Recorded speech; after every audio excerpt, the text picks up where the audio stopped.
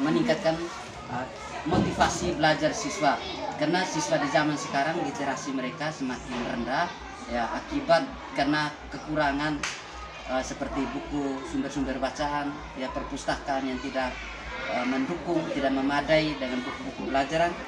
Pada kesempatan ini saya memanfaatkan teknologi seperti dengan menggunakan laptop, HP ya. Mereka kemudian mengakses internet untuk mencari sumber-sumber materi yang ada.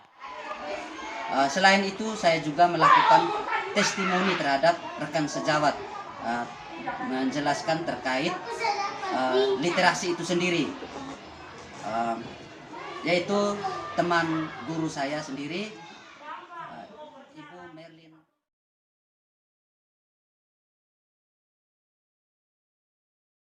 Arti dari literasi itu lebih luas. Literasi itu bisa kepada soal kemampuan seseorang dalam proses membaca, dalam proses menulis, sehingga bagaimana seseorang itu bisa mengolah, bisa memahami apa yang dibacanya atau apa yang sudah ditulisnya, dan ia juga bisa mentransfer informasi itu dari apa yang dibaca, apa yang ditulis kepada orang lain. Contohnya seperti yang sudah kami alami pada sekolah kami, SMP Negeri 3 Nangaroho. Kami punya pojok baca. Pojok baca itu guru-guru menyiapkan beberapa buku cerita yang sederhana.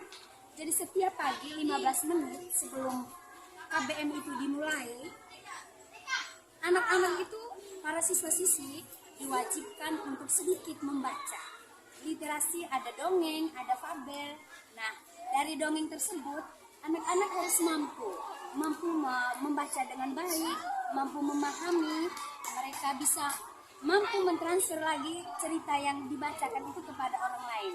Contohnya, ada cerita fabel tentang katak dan monyet seperti itu. Jadi anak itu membaca itu adalah cerita yang menarik. Anak itu bisa membaca cerita itu dan bisa menangkap kira-kira apa maknanya, apa tujuan komunikatif yang ada dalam cerita itu dalam kehidupan mereka sehari-hari. Dan mereka bisa mentransfer atau menceritakan kembali cerita yang dibacakan itu dalam bahasanya sendiri.